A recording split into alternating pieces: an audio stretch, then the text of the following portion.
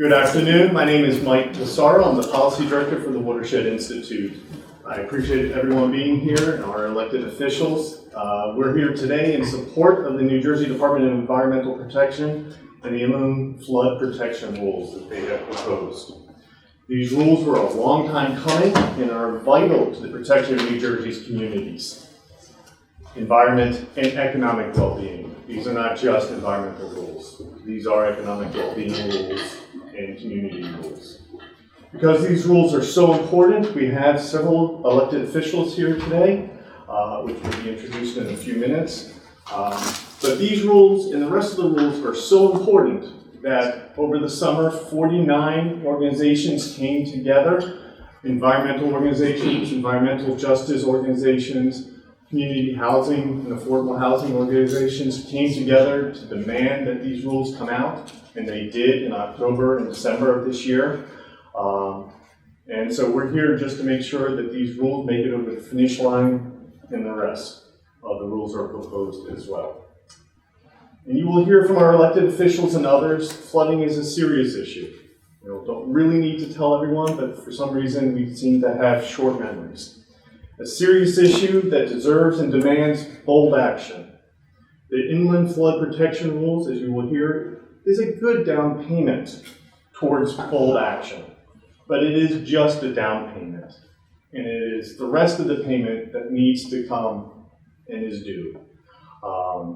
So with that, we cannot wait any longer. I'm going to introduce Jennifer Coffey, the Executive Director for the Association of New Jersey Environmental Commissions. Take it from here. Thanks, Mike. Thank you, everyone. Thank you for being here today for this incredibly important topic. At this moment, it's my great pleasure to introduce an advocate for the environment, somebody who has stood strong in our fight for climate change, against climate change, for our communities throughout New Jersey, and particularly in central New Jersey, as a representative of District 14 and my hometown, Hamilton. It is my pleasure to introduce Senator Greenstein, who is our current serving Vice Chair of our Senate and Environment Committee. With that, Senator Greenstein, thank you so much. Thank you. Thank you. This is a great turnout. It's wonderful to see everybody here today. I want to start by saying to Anjek, thank you for organizing this press conference today and for your work in helping to establish this inland flood protection rule and in pushing for it. I also want to thank the DEP for promulgating this rule and the governor for his tremendous role in his executive order. As some of you know, I have long advocated for the environment and for stormwater management and flood prevention in our state. As Vice Chair of Energy and Environment, I've dedicated myself to passing legislation that protects our residents from the devastating impacts of floods.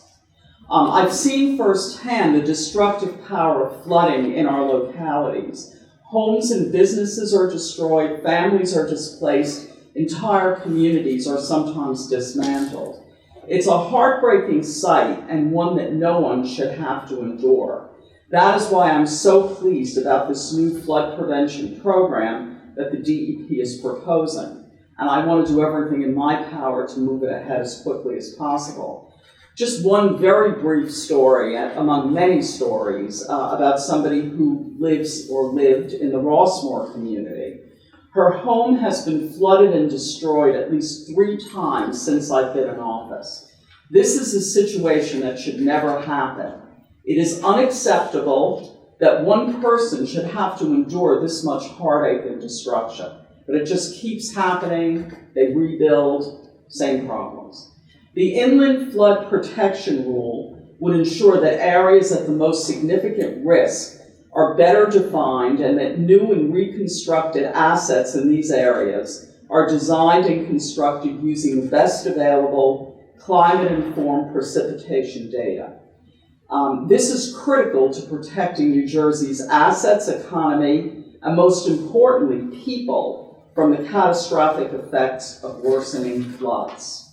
In addition to this new rule, a focus on protecting our communities from floods, it also addresses 3 key issues related to increased precipitation due to climate change.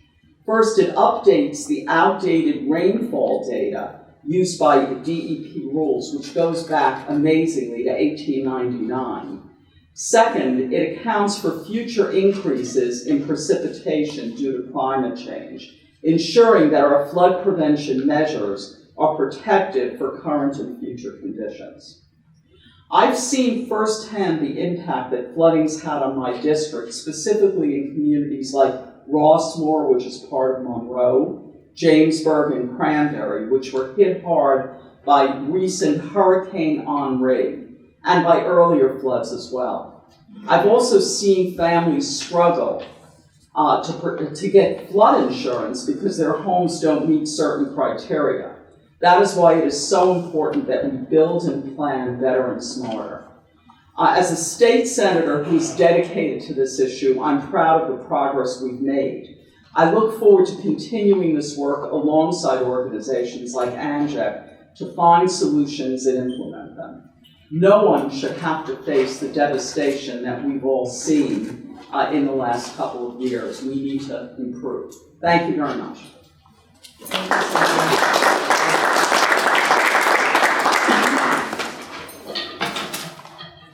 Thank you, Senator Greenstein.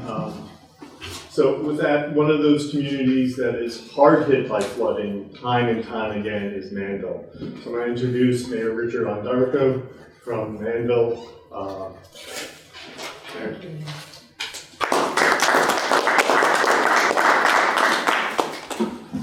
Good afternoon, everyone. I'm happy to be here to speak on behalf of my community. We're a proud 2 square mile community of 11,000 people who live in Manville. Unfortunately, the borough of Manville has become ground zero for the effects of poor stormwater management regulations over the decades. And you can see here by this picture of a home in my community that exploded during Ida. Brings back bad nightmares for me. No one lost their lives in my borough, and I'm thankful for that. But major flood events have occurred that only have become much worse over time. Some today blame climate change and more intense storms. However, I believe the real contributor to Manville's problem is overdevelopment that continues to go on all around my town, and it sends the stormwater and it ends up in Manville. The amount of impervious coverage added to our watershed is well beyond the tipping point today. Apartment complexes and warehouses are taking over our landscapes.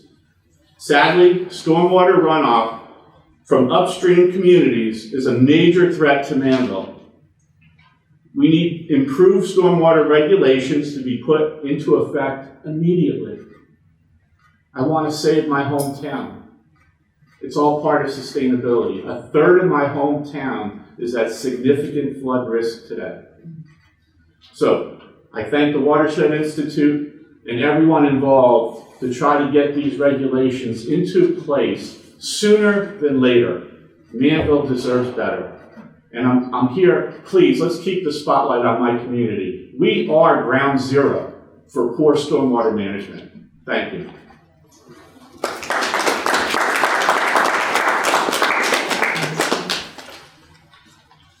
Thank you, Mayor. And now I have the pleasure of introducing Councilwoman Dr. Barbara Rogers from Cranberry. So farther downstream to talk about Cranberry and her experiences. Thank you. Thank you.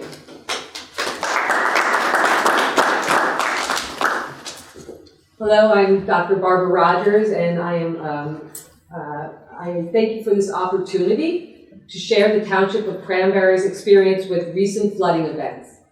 I hope to give you a municipality's perspective on why we need the proposed New Jersey DEP inland flood protection rules. As a builder recently told me, the only thing that causes more damage than fire is water. Road closures, water rescues from submerged cars, traffic signals and power outages, basements and first floors of homes and businesses inundated with over 4 feet of water. The main road through our historic village that we worked so hard to preserve, filled with water, and the dam on the lake in the center of town was breached with upstream water. On August 22nd, 2021, Cranberry was drenched with a historic amount of rainfall, nearly 9 inches in 2 hours, as Tropical Storm Henri sat over the township. Days later, local roads throughout the town were still closed or blocked due to flooding. Residents and businesses were filling dumpsters, and police continued to warn people not to cross temporarily erected barriers. We are thankful that our volunteers at the Cranberry Fire Company used rafts to rescue stranded pedestrians and motorists in submerged cars. Our police managed road closures and sheltered motorists at the station. Our DPW crew helped with cleanup, and neighbors shared some pumps, hoses, and other tools with each other. We provided a fan to a local resident to dry out their house. Just 10 days later, September 1st, Hurricane Ida struck New Jersey. Ida caused flash flooding throughout Middlesex County, including Cranberry Township, closing several roadways in flood-prone areas. We were spared the worst of the storm. We did not have any water rescues in Cranberry, and our lake did not flood this time. We did have power outages, and our police officers worked throughout the night helping motorists in flooded streets. After these two events, the township formed a township resiliency subcommittee. I worked with volunteers, police, and DPW to identify our flood-prone areas. This list was provided to FEMA at a FEMA Discovery virtual meeting to help them update outdated federal flood maps. We know that our waterways do not stop at Cranberry's boundaries. Effective control of flooding requires working with surrounding municipalities. Our township has 3 major rivers and brooks that flow from east to west. Each of these run the length of the township and flows through other towns nearby. Middlesex County recognized the tremendous impact and interconnectedness of these flooding events in our area and formed the Southern Middlesex Flood Mitigation and Resiliency Working Group. I participate in this group, looking at flooding in our area with a regional watershed approach across town boundaries to mitigate flood risks and increase resiliency to extreme weather. This study provides an opportunity for engagement with 10 other towns to identify engineering, nature-based, and policy solutions to local flooding. However, a municipality and a county can't solve this alone. Resiliency to severe storms is complicated and requires resources from all levels of government. There isn't a single cause for this flooding, but rather a multitude of local, regional, and global reasons.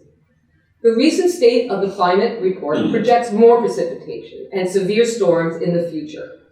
More rain equals more storm runoff. More runoff equals increased riverine flow. More flow equals higher flood elevation. We need additional tools now to protect our residents, municipalities, businesses, and the environment, to protect communities from severe storms and flooding. The rules proposed by the New Jersey DEP are a common sense step that would prevent new development in flood-prone areas and strengthen our state's stormwater mitigation rules. New Jersey's current land use regulations rely on outdated data and need to be updated. Climate change is a global challenge, but the impacts are experienced locally. We were just one of many of the communities in New Jersey that was heavily impacted by recent flooding and historic amounts of rainfall. Cranberry residents have worked hard at preserving our town's historic character, and building resilience for its future will take careful long-term visioning, planning, and effort at all levels of government. Water does not know town, county, or state boundaries. The New Jersey DEP rules would allow for unified action across the state to protect people and property. Thank you.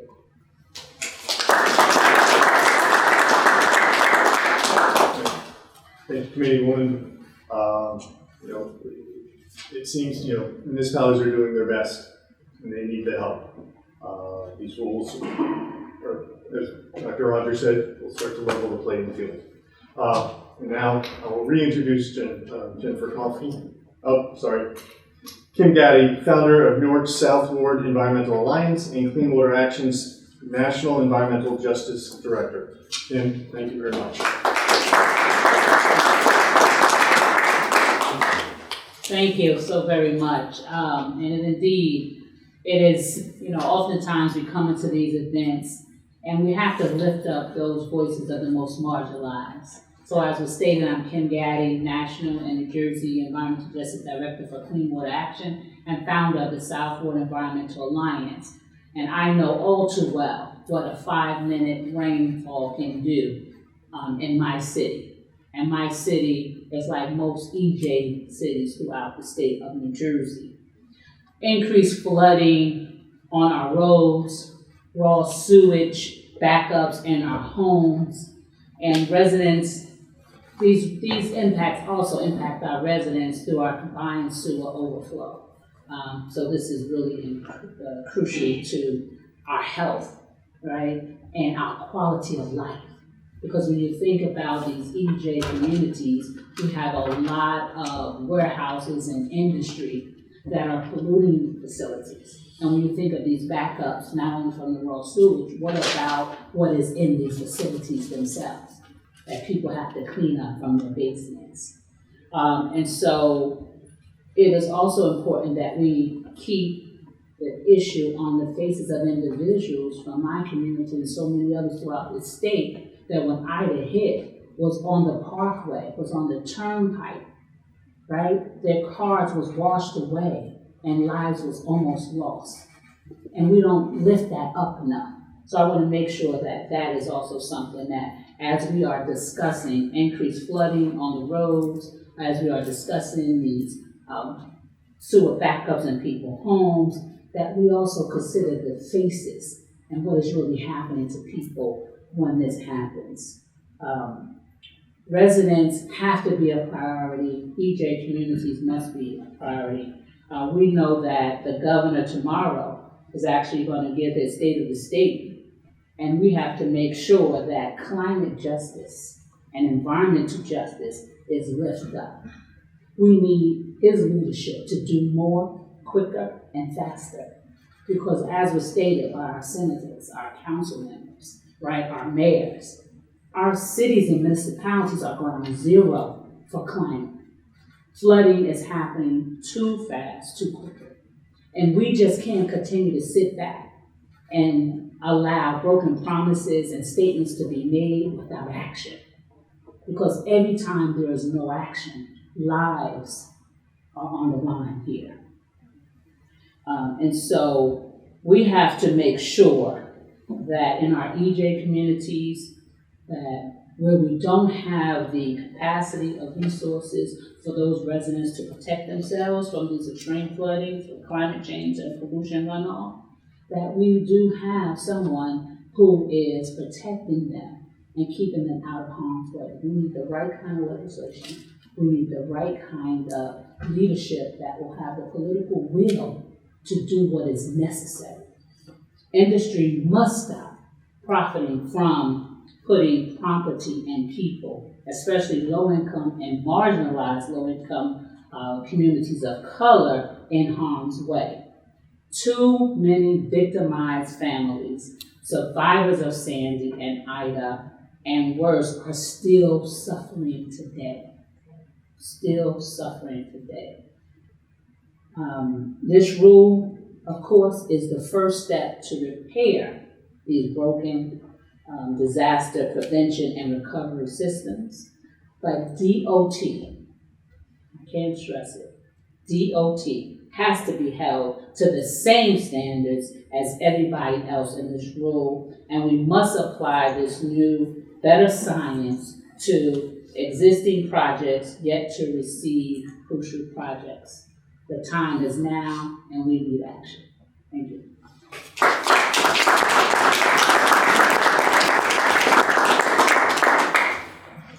Thank you very much, Kim. Powerful thoughts, powerful experiences. And now, I'm back to my order. Jennifer Coffey, Executive Director of the Association of New Jersey Environmental Commissions. Thanks, Mike. Thank you, everyone. Thank you again for being here. As you have heard, unfortunately, as you will continue to hear, and as you can see, what we're doing is not working. in New Jersey, we are experiencing phenomenal impacts of climate change. And we are seeing that through flooding, and we are seeing it through drought. So as the extremes of our climate continue to evolve and get more extreme, what we need to do is plan better, regulate better, so that we protect our communities, we protect our environment, and we protect New Jersey. The updated flood protection rules are absolutely critical to saving lives. New Jersey currently uses rainfall data, as Senator Greenstein mentioned earlier, that dates back to 1899 to assess 100-year rainfalls and 100-year storms. 1899 is the data we're using, so 20 years before women had the right to vote. And that data ranges to 1999, when I know I was still using a rotary phone. It's old. We have better data. So these rules will update our data. Over the last quarter of a century now, we have seen increases in rainfall intensity and amount.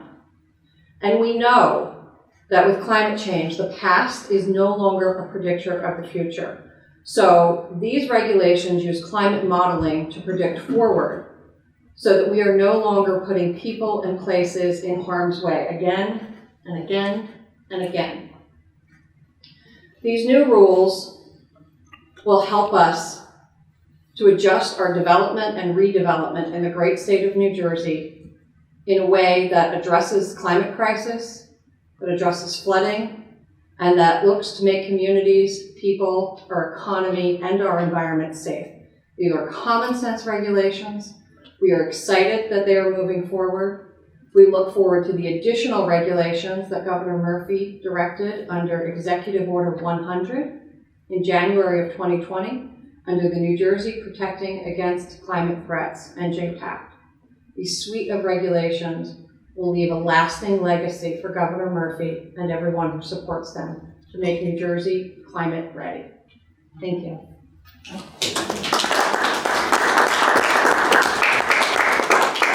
So now, another urban perspective. I'm going to introduce Saya Omoso. I apologize if I butchered that. Executive Director of the Opportunity League in Burlington City and Community Engagement Coordinator in Highlands Preservation Alliance. Good afternoon, everyone. My name again is Saya Omoso. Some call me Coach O. I'm the Executive Director for the Opportunity League in Burlington City. I also work with the Highland Preservation Alliance as a community engagement liaison. But today I think I'm here to really discuss climate change and its impact in our community as a resident. I don't want to date, but some time ago when Sandy hit, I lived in Mount Holly, and that experience kind of changed my perspective on a lot of things. And at that time, living in Mount Holly, living near the creek, we had experience from Hurricane Sandy over 20 plus feet of water that actually ended up flooding out our neighbors and the local people who lived next door to me. And what I saw in those folks was a sense of despair, a sense of confusion as to why these things were taking place and why they weren't really being addressed in a proper way. People lost their houses, people lost their cars. Fortunately for myself, I didn't have that experience, but I was able to witness that firsthand. Flash forward to now, living in Burlington City, as a resident, the flood zoning and the area in which I live, which is about a block away from the Delaware River, puts things wildly into perspective. I think that the city of Burlington absolutely needs the help of its policymakers, needs the help of the legislation to make sure that policies like this are in place for communities like ours that are overburdened, overlooked, and also face serious implications with flooding or any other natural disasters of that manner. And so today, I wanted to make sure that I came as a resident of the city of Burlington and as someone who has like an intricate knowledge of what is taking place in the city of Burlington in regards to stormwater management and flooding, and just make sure that our legislators hear loud and clear that this is absolutely important. In Burlington City, a historical community, we have floodwater systems that have 8-inch piping, which if you know anything about how floodwater works, that's wildly outdated. You know, we put a lot of people at risk, a lot of people in the community, hardworking folks in the community at risk by not having the proper legislation and the people to back it up, to make sure that these policies are in place and they're effective and they save lives and homes. So today I just wanted to make sure that the voices of our local communities, our underserved and overlooked communities, like Burlington City, our hyper-local communities, like the mayor had mentioned. We're a population of about 10,000 people, in a 5-mile radius. Communities like ours don't typically have a voice, and so we want to make sure that our voice is heard loud and clear. Thank you.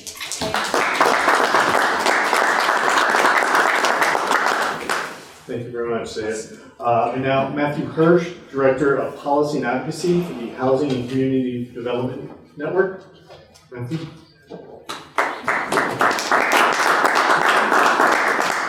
Thank you, everybody, and thank you so much for including the housing community, because this is an important piece of the puzzle, certainly from our perspective. When we talk about development and overdevelopment, we have to also think about how to address our state's affordability crisis at the same time. That part is not going away.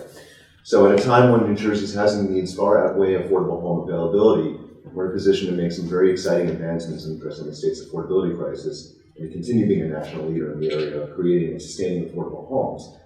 The Murphy administration has been a powerful ally and has emphasized repeatedly its commitment to housing through signing environmental justice legislation, implementing rental protections, creating homeowner and renter tax credits, and through funding the Affordable Housing Trust Fund.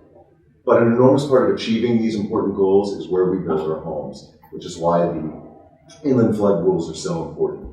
This is not about preventing affordable home development, but being much smarter about it. Municipalities across New Jersey have an obligation to provide affordable homes to both existing and future residents. And they need to do so in ways that are safe, secure, and environmentally sound for generations. It should not be built on the margins of our municipalities where land might be abundant, but due to all types of environmental justice reasons that land might be available. These areas are often have tenuous sustainability, and climate change must be a lens through which New Jersey and our towns build in order to make our communities more equitable, resilient, environmentally, economically, and socially.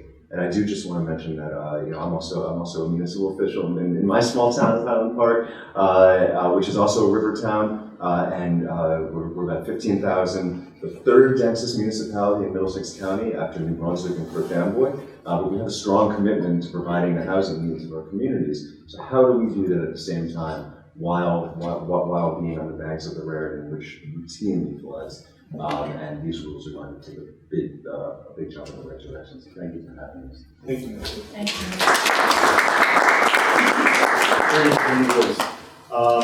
you. And almost last but not least, I'm going to introduce Bill Kibler. He's the Policy Director for the Raritan Headwaters.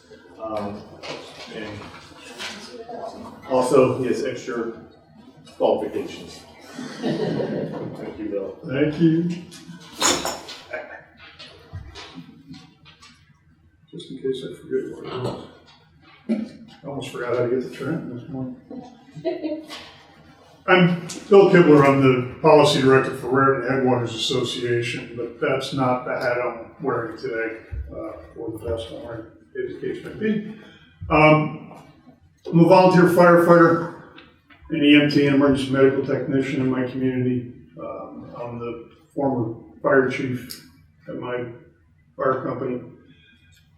I don't know where you all were. I don't know if you even remember where you all were a little over a year ago during Ida. I remember very clearly where I was during Ida.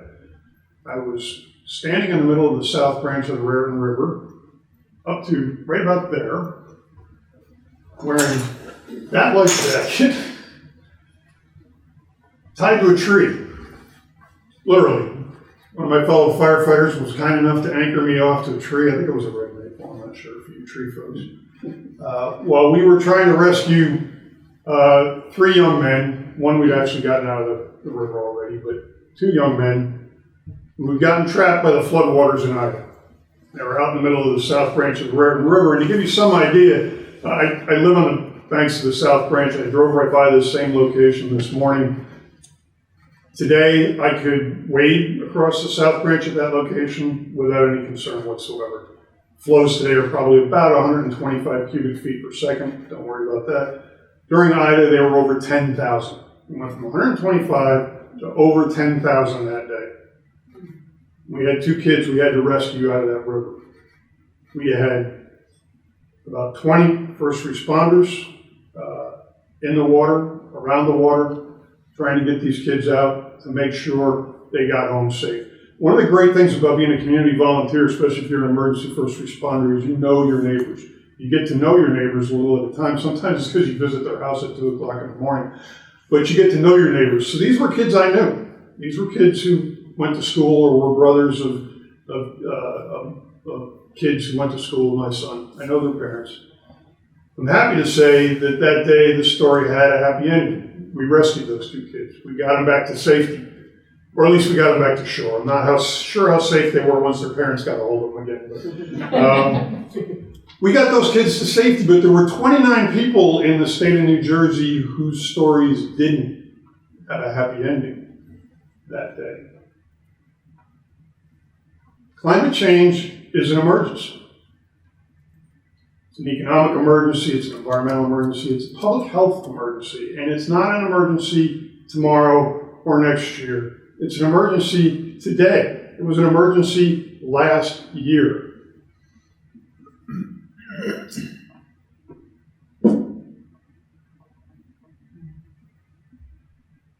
Firefighters and other first responders take a lot of risks. And frankly, we do it willingly because that's how we prefer to serve our community. We have a maxim in the fire service, goes like this: risk a little to save a little, risk a lot to save a lot. We're willing to take significant risks to help our neighbors, to rescue our neighbors when we need to get them out of a river, when we need to get them out of a swamped car, when we need to get them out of a flooded house. I've done it plenty of times.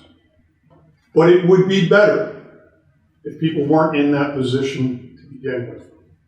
We have an obligation to keep people out of harm's way. If you think about it, that's really the preeminent function of government, isn't it? It's in the preamble to the Constitution: provide for common defense, protect the public welfare, etc. Primary function of government is to protect the citizens. We've got to do a better job of keeping people out of harm's way. I've been a volunteer firefighter and an EMT for over 40 years now, and there are a couple things I've learned along the way as an old firefighter. The first is these storms are getting a lot more frequent and a lot more violent. They're getting bigger and badder. When I first moved to New Jersey 20 years ago, my fire company had no water rescue equipment. None. Why? Because we couldn't justify the expense and the time to do the training because we didn't use it all that often. There wasn't a need for it. Those days are gone. We're now investing money in water rescue equipment, we're investing money and time in training, and we're keeping up with it.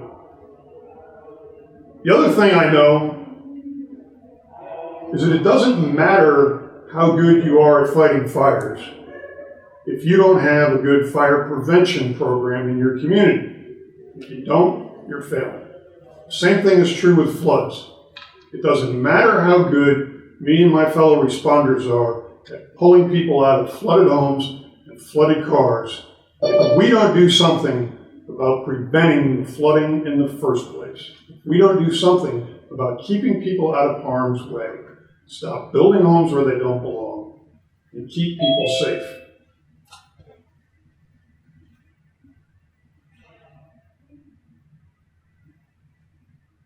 I think, for me, the most important thing that we know as first responders is that this isn't going to get better.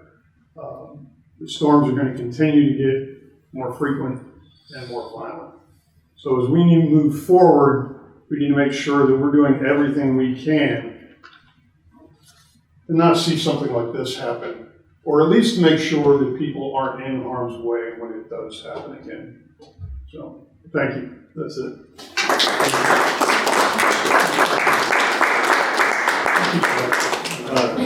Eric's message. So, thank you, Bill. Thank you, everyone. I'm going to close this in saying you've heard how important these rules are. You've heard how communities are affected. And as I mentioned in the beginning, the inland flood rules are just a down payment. There's still more rules to come. And DEP is waiting to propose them until the adoption of these rules. And we greatly appreciate that DEP has proposed these rules. It was not guaranteed. And as I also mentioned earlier, 49 organizations came together to urge for these rules. 49 organizations came together. We also urged for a moratorium.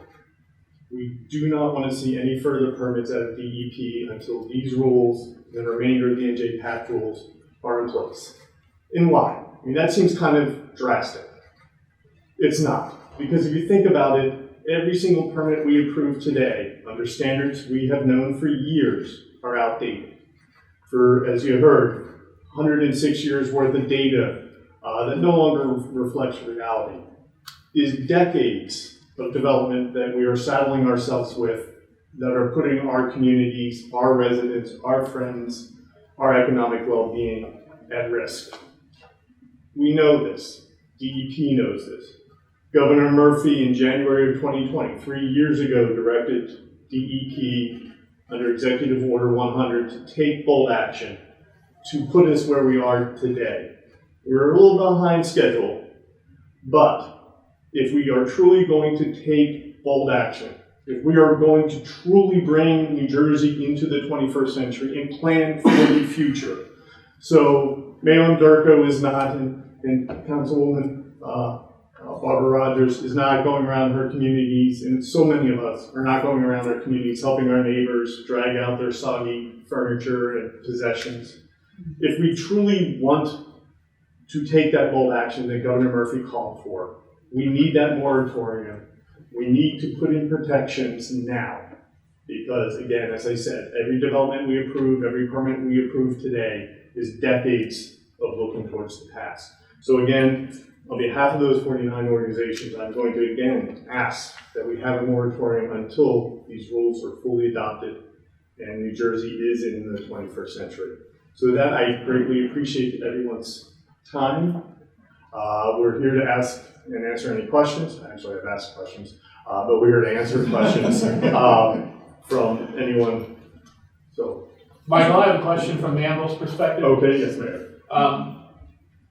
It's great that these rules are going to finally go into effect at some point, but my town in particular now needs mitigation of existing floodwaters.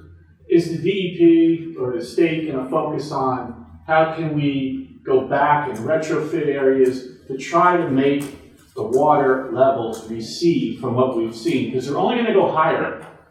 Yeah. So that's my concern is there's no focus on mitigating from the rivers and brooks.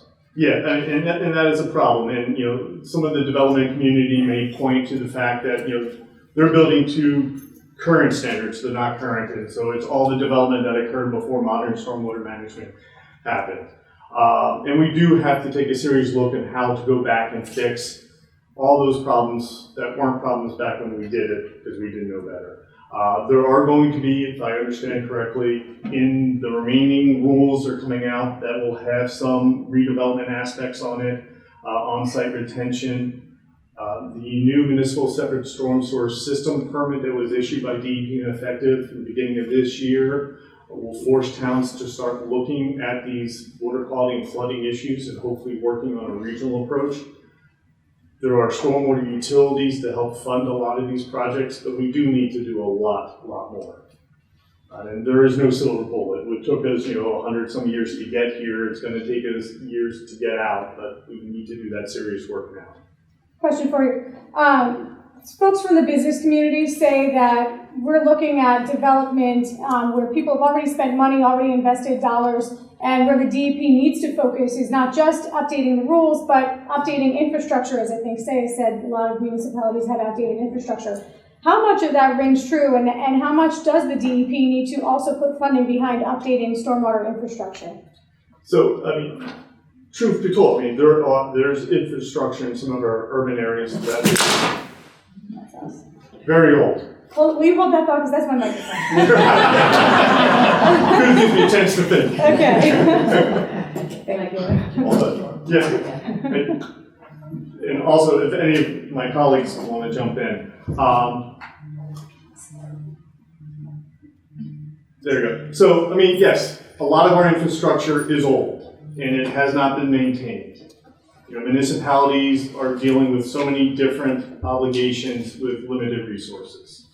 But I would say, as we do new development, as we do redevelopment, we got to stop drilling holes in the sinking boat, because that's not going to help. You know, we need to take these opportunities to instill better protections, go back and retrofit with redevelopment and where other circumstances provide, so that we bring the older infrastructure up.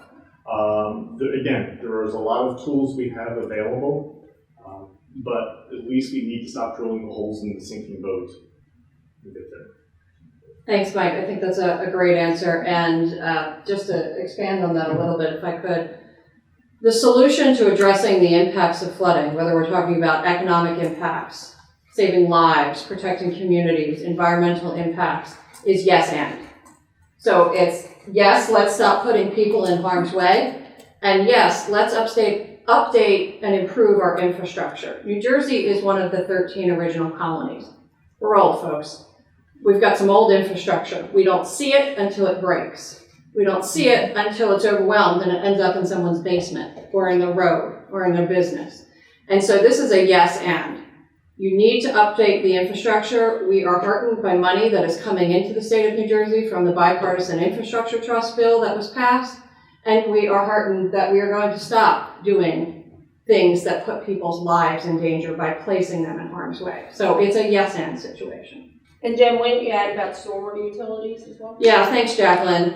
As Mike said, there are lots of tools that we have. So there's upgrading our infrastructure and doing that with federal money, doing it with state money, but there's also a tool that municipalities, counties, and sewage authorities have at their, really at their fingertips.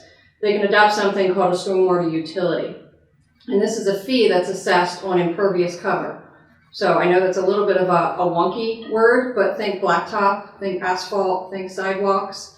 And the idea is that we need to manage the rain that's coming down off of those surfaces and flooding our businesses, our rivers, our homes.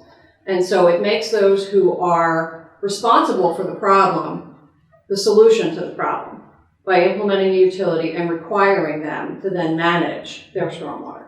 Is that essentially a tax for the developer? No, it is not a tax. It is a fee to prevent people's businesses, homes from flooding. It has to do with old development, and it updates, as Mike was saying, we need to update our regulations for redevelopment because we are one of the 13 original colonies, and we have an awful lot of development that predates stormwater management and certainly predates climate change. It's a way of holding those who are responsible for the flooding responsible for the solutions. It is not a tax on development. Jen, Mike, there's a question from John Berger from New Jersey Spotlight. Please clarify what the moratorium you are seeking is. Ask also, when do you expect the rule to become effective? So the moratorium, we have done moratoriums in the past for freshwater wetlands and the pinelands and a couple other instances. Until these rules are in place, these standards are not effective. So updating our rainfall data is not effective until these rules go in place. So development applications are coming into DEP under these old rules, even though the inland flood rules have been proposed. So no one has to design to these new standards until these rules are adopted. I have heard that when DEP proposed, originally announced they were going to do these as an emergency rule, there was a flood of applications. I suspect there's going to be a flood of applications, and I use that word very intentionally, while these rules are pending. And again, as mentioned, everything we build today is going to be around for decades. So If an applicant wants to design under these rules, even though they're not effective, those permits should go forward. But until we have the current standards in place, we're saddling ourselves, as the mayor mentioned, how are we going to deal with the past? Well, we're just elongating the past, and we cannot afford to do that anymore. Basically, any of the rules that are proposed to be amended, there should be a halt unless those applicants want to comply with the new standards. We understand sometime in the first quarter of 2023 that these inland flood rules should be adopted and then published, probably about a month later. Municipalities will have about a year to come up to compliance in some instances with those rules. So we're building in a lot of delay time that we can't afford. And then hopefully when these rules are adopted, the remainder will be proposed. And Regard from Politico asks for Mayor Anderko. I'm here. Are you concerned that in some communities, buyouts are being used in lieu of stronger regulations? Speaking from my hometown and my childhood home being bought out and knocked down, there are certain areas where buyouts make sense. There's also certain areas where elevations make sense. I have residents clamoring for an elevation program after Ida. I don't know, and I'm a little frustrated as to what takes so long with disaster recovery today. I've been told it takes a long time, but I believe as Americans, our citizens deserve better. So the concern I have with Blue Acres is, in a town like mine, we have already bought out about 180 homes. We probably have another 200 to 300 that may be bought out. It puts a tax burden on the fellow residents who are on high ground. So we need some type of aid program, if we're going to participate in Blue Acres, to give municipal aid to a town like mine so we can remain to be affordable and sustainable. I think we deserve that. Thank you. Thank you. All right. Any other questions? All right. Again, everyone, thank you very much. I greatly appreciate everyone coming together for this issue. This is not the last. This is just, as I said, the down payment. Public hearing is on Wednesday, January 11th at 1. So if you have not signed up, please do so. Thank you very much.